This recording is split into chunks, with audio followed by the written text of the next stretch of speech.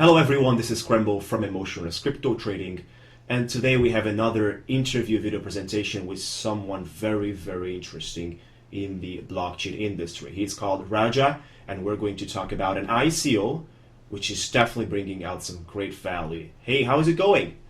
Hi, Scramble. No, it's very well. How are you? Very well. I'm just ready to share here with our audience a very well packed interview, in my opinion, with a list of questions that's going to share the value of a specific project that really represents something interesting for the blockchain industry and ecosystem. So we can get started, right? I'll jump straight into the first question. 60 seconds for who is Raja. Tell us a little bit more about you.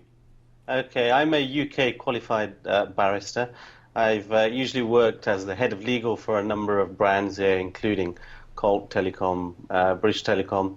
Most recently, I was also working out in San Francisco on a project called AJ Plus, which is actually a media product for millennials in America. I've worked for other companies as well, including Al Jazeera. So I've started moving into more the management area in the last 6 years rather than just purely legal work.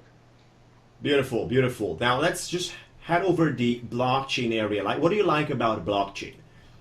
I think blockchain is a real revolution. Of course, everyone's familiar with Bitcoin and how it works over there, but I think that society is going to fundamentally change because of the advent of blockchain and the many uses it has. I think it's a much more transparent system.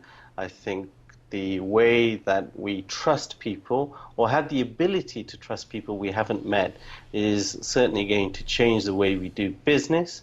I think it's a great foundation for many innovations, including the Internet of Things and how commercial life generally works, right from production of goods to consumption of goods at the end.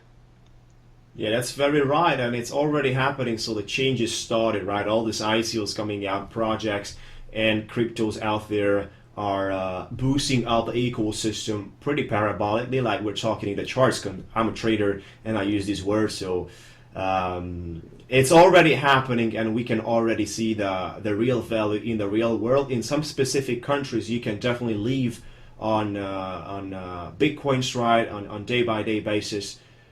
You can definitely be active with certain things using the blockchain industry already, and it's making our lives a lot better. So that's pretty awesome. We are living these days during the blockchain era, right? So let's just head over and talk more specifically on today's topic, which is what is your launch about? Our launch is basically we're issuing the FarmaTrust token. Essentially what the FarmaTrust token does is it tracks medicinal products through the supply chain, as well as other products that you may need. And essentially what that does is it secures the supply chain. So there's no infiltration of counterfeit drugs from point of manufacture to point of consumption. It's a very complicated, actually, supply chain, the pharmaceutical supply chain, as many other supply chains are.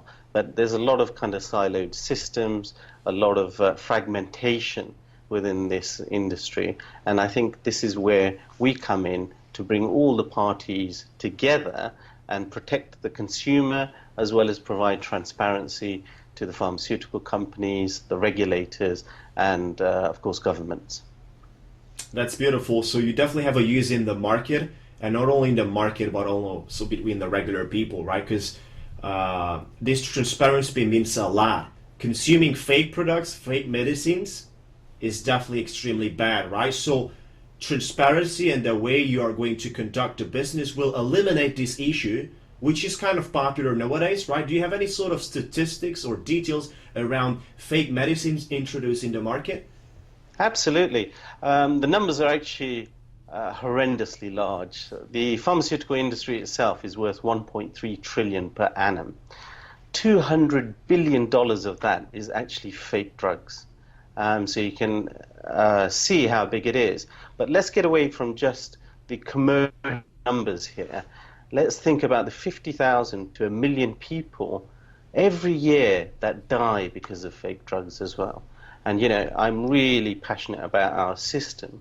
Even if it prevents one death, it's a good cause that we've actually established here.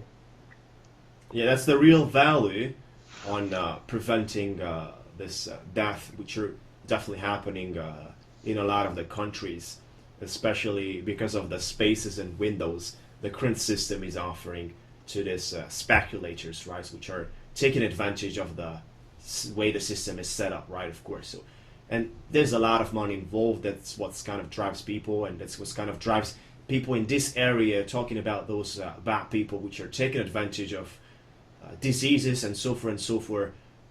It's definitely very bad. But if you could eliminate this, this is impressive, and of course, it has a value. I feel like people can see that. We all would love to be able to see something like this happening in the industry, and of course, it does mean a lot. So, what motivated you to create this project? Well, I first started reading about smart contracts a number of years ago, and as I said, because of my legal background, I was quite interested in the many articles people were writing in terms of smart contracts, in terms of lawyers will never not be needed in the future, etc., etc. Of course, smart contracts don't eliminate the need for lawyers. They're an if-then kind of program. So that really got me interested in the whole blockchain side of things. I was one of the early investors in the DAO project, which I'm sure everyone knows, but I was also quite interested in decentralized autonomous organizations and how they work. Of course, I used to do a lot of company secretarial and corporate work for many of the companies I worked for, so I wanted to see what these theories were and how they'd work in practice. And then basically an incident happened in which I came across fake drugs themselves and how they actually affect people. When I did more research into it, as I said, I found the numbers were astounding. I mean, I've given you the figures for the total number, but 60 to 70%, depending on which statistics you look at, of drugs bought online are also fake. It's incredible. And then I started thinking, why would anyone want to actually sell fake drugs? I mean, you hear about people selling heroin or cocaine or these other manufactured drugs. But what I found out was a great example. I think it was the University of Santa Monica gave this, was it costs 15 to 20 cents to make an ecstasy tablet, and you can sell that in a club for about $1 or more, depending on where you are, of course. Now, a fake Viagra tablet, which is made of talcum powder or brick dust, you can sell from $8 to around $15. So the margins are much, much higher. And of course, the system is also stacked up towards fake pharmaceutical drugs, in that if you get caught with a packet of ecstasy tablets, you're going to jail. But if you get caught with a bunch of counterfeit pharmaceutical drugs, usually it's a community service order, a fine, but unlikely you're going to go to jail. So you see, the system is all rigged up quite wrong. And then, of course, as I said, I went and as I did more research into it, I found out how the supply chain works, how parties don't speak to each other, how systems that they use can't communicate with each other, and how actually, regulators are really trying to secure the pharmaceutical supply chain, but are finding it difficult because obviously there's a lot of commercial entities within the supply chain, and they have their own systems, they have their own P&L costs, etc., etc. So no one system actually could work in until the advent of blockchain. And for us, actually, we thought about blockchain as a foundation layer. So what we want to do is we use the blockchain to give us that immutability so that the governments, the pharmaceutical companies, and the public are clear that once a record is created, nobody can change this record. So if there are any issues in the future, we can go back and look through it, and we know, there's no administrator somewhere. Not that I'm saying that's what they do now, but it kind of coming back to the transparency and security of the blockchain advent, it allows to ensure that we're comfortable, nobody's changing records, and we can find out where the problems are. Sure, everything is transparent, completely transparent, and it's gonna be shared with people, right? Of course, Absolutely. not kept private or so, and that's really helping as you're acting as a bridge between all these companies and entities. So you're making Absolutely. everything smooth, secure, and transparent. In my opinion, that's kind of in a way more detailed way, the way it looks like, right? Absolutely, absolutely. And we actually thought about this as a much larger vision. We want to really try and give the entities and participants in this whole supply chain a holistic view and value-added services. So we're kind of like different to a lot of the blockchain companies that just concentrate on proof of provenance. What we thought about was, okay, it's fine to do the track and trace elements, which are legally required in the US this year and are legally required in the EU next year. So, there's a legal compulsion on a lot of companies to ensure that they can have track and trace requirements in there. Of course, they want to do it in the most efficient manner. We can provide that. But what we do is actually our customers are not just pharmaceutical companies. What we did is, well, we said, how can we make sure this system works in the developing world as well as the developed world? So in the developing world, our system is quite easy to use because we don't require companies to change their hardware or software or actually even purchase anything like a hardware chip from us. We use a system of APIs to pull the data. But of course, when you go into the developing world, many records are actually manual. So people are still, writing things down. So there's no kind of electronic system to do that. So we thought about that quite intensely. And the solution we came up with was we would provide apps, not just for the customer at the end who can check whether his drugs are genuine or not, but we provide apps for the customs authority. We provide apps for the hospitals. We provide apps for the pharmacies. And the way we incentivize these people is literally they use a smartphone or they can use an SMS or even a call center as an end user. But they scan it. The pharmacies and hospitals get automated stock control, and we will get the data in return. And the hospitals, of course, would also get stock control. The customs authority should love it because it just speeds up the process, something that possibly could take a week or longer while they get all the paperwork from where these drugs originated, can be done with one scan on a mobile phone. Yeah, that's fantastic. It's really fantastic to see the usability in the space, right? So I wanted to ask you around the execution, if you have any sort of software or if you already reached out at a specific level of the development. Yeah, so the software is developed. Actually, if you go to our YouTube channel, FarmaTrust, our code developer, Mike, he's actually created a 20-minute video if you want to actually see the code and him explaining how it works. I managed 5 minutes, I've got to be honest, and then had to do something more interesting. You'll also see videos of our executives there. Lord Anthony St. John, of course, is there. He's our chairman. He also sits on the House of Lords Select Committee on Artificial Intelligence, which is something that's quite important. There's David Cohen from IOTA and Hashgraph. He's got a couple of videos there explaining the concept, the reasons why he feels FarmaTrust is going to be the next big thing. Of course, we have been named on Yahoo and HackerNoon as one of the tech companies to watch in 2018. So there's a lot of data we put there. We're transparent. So we have the token code on GitHub, so people can look at that if they feel like it. And we have the system already built. It's literally a matter that we're talking to parties to actually install it into their systems as well. Yeah, that's even better, right? So I kind of like to see that projects are not only making ICOs or trying to get into the blockchain industry without anything on the table. You guys have the projects kind of in a big percentage already ready. It's just left to add a couple of things here or there. And of course, the implementation in the space, which is something that's kind of an ongoing process to keep gaining and keep finding business partners and so on, which is kind of an ongoing for many years, right? Now that's of course beautiful. That's definitely the way it should be, and I definitely like this idea. Now, how about the competition in the blockchain industry? If you have any sort of competition. There is competition in the sense of the layer of the blockchain that I was talking to you about in terms of foundation. So there are a few companies out there. We don't usually, try and compare ourselves with the competition. Of course, everyone has their benefits and disadvantages. What we say is that actually we are not just a track and trace system. As I said, there's various reasons for that. For example, we want to automate regulatory reporting.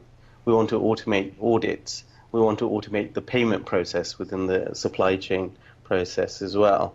So it's not simply about where are my drugs at any given moment. And then what excites me most, and I think that's a reason for ICO, is really trying to get into that AI machine learning space. So what we want to do is give pharmaceutical companies and regulators the ability to have predictive supplies. So that means if there's a flu outbreak in London, for example, then one would divert supplies going to Madrid, okay? Because we know that that's the area that most needs it. One of the issues the pharmaceutical industry has right now is the lack of visibility of where their drugs are needed in the next few weeks. So our software, when we have enough data, will allow them to have predictive supplies that may be able to divert shipments in mid-supply to the places where they're most needed. Okay? The other thing is there's a lot of drugs that expire sitting on shelves. So pharmaceuticals love it if they had a system where these drugs that are about to expire can be used, and of course that's a benefit to society and of course taxpayers, because a lot of ministries of health subsidize drugs. So some of these drugs get lost either because of expiry, of course. Some of them get lost because there's a certain amount of corruption. So subsidized drugs end up being sold full price in a particular market or shop, for example. We can stop that. And even pharmaceuticals themselves suffer because there's a lot of returns fraud. So people actually make money by returning false packets to manufacturers together. And of course this impacts pharmaceuticals as well and society because they have less money to invest in research and development on other diseases. As I said, counterfeit drugs makes $200 billion. If you could let that money flow back into the pharmaceuticals to become more efficient and use that money for research, it's got to be better for society. That's very true. That's definitely very important and true to have that amount of money used in the right way, and we would definitely love that. Now, heading towards to the next question is, why do you think people should use FarmaTrust? As I said, our vision is very different to everybody else. We're using blockchain as that necessity for the foundation of immutability and incorruptibility of records. I think what we provide is very different. It's not just about guaranteeing that the consumer sees whether a drug is genuine or not. We also provide an ability for the developing world to also be serviced, which has a big problem with counterfeit drugs. But if you're talking about it from a commercial perspective, actually essentially we become a data company, and that allows us to do all these predictive supplies. It also allows us to do the most efficient routes to market.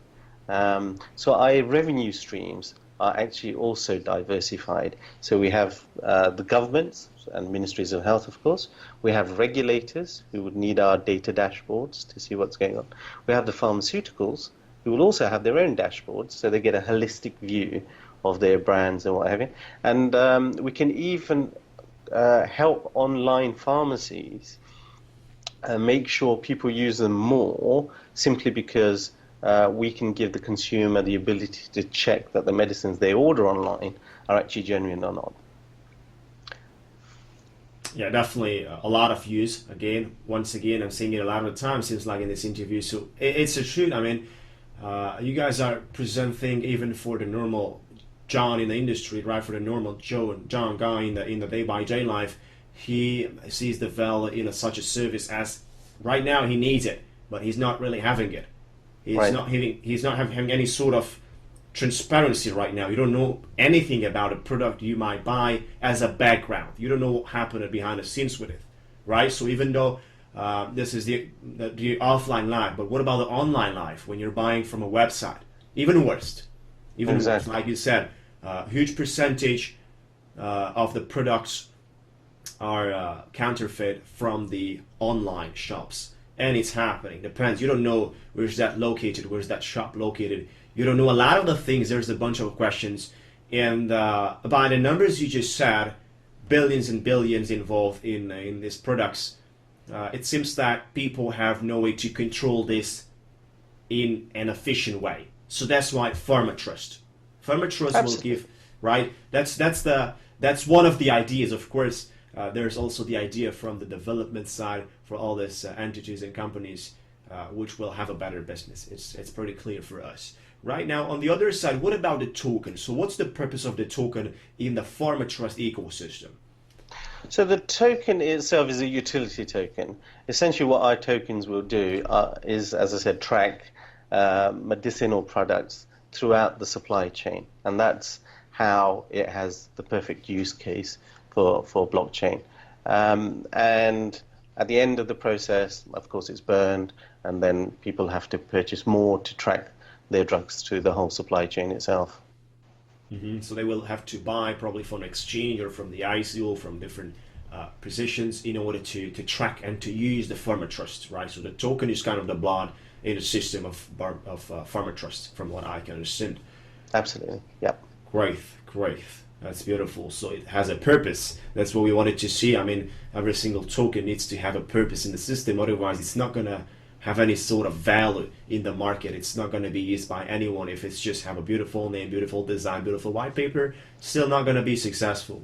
Yeah. Even though we've got a bunch of ICOs like that nowadays, it's still pushing very hard on this kind of fake presence. A lot of people just try to share the surface, but behind the stories, there's nothing really that you can touch between this many ICOs. So great ICOs are getting lost between the other ones because the competition is insane nowadays. I even heard that there are people talking that you can become a millionaire, billionaire, or you can make a bunch of money just by keep launching ICOs out, just like that, continuously by purchasing white papers, purchasing a design website, purchasing this, purchasing that, purchasing an idea. You launch it out, and but you have nothing to put on the table. So, because of the non-matured market of the crypto space, there are still people investing and depositing in this kind of ICOs, and they have to make the difference between the real value. And so that's why we're trying to bring out value to the audiences by sharing this sort of interviews and sharing projects which are having something to mean for us, right? So as a conclusion, what sort of, if you would have announcements or news around the project or anything such, feel free to do them. Yeah, so if you do want to participate in the ICO, it will commence on the 15th of February. There is a whitelisting process which should start either at the end of this week or next week, because obviously we will have to set up an ICO website. Do visit our YouTube channel so you can see why we're a real use case. Over the course of the next few weeks, we will also be announcing partnerships and companies that we're looking forward to working over the long term. At the moment, they're under NDA, and of course, we're negotiating elements of various agreements. And then we really enjoy the comments actually that we get from our little community. We have a Telegram community in Korean and in English, actually, and we have very passionate supporters of our project, and it's really motivating to see that, that people really believe in our project. They believe it's a real use case. They really believe we're going to make a difference in society by using these innovative new technologies like blockchain and artificial intelligence.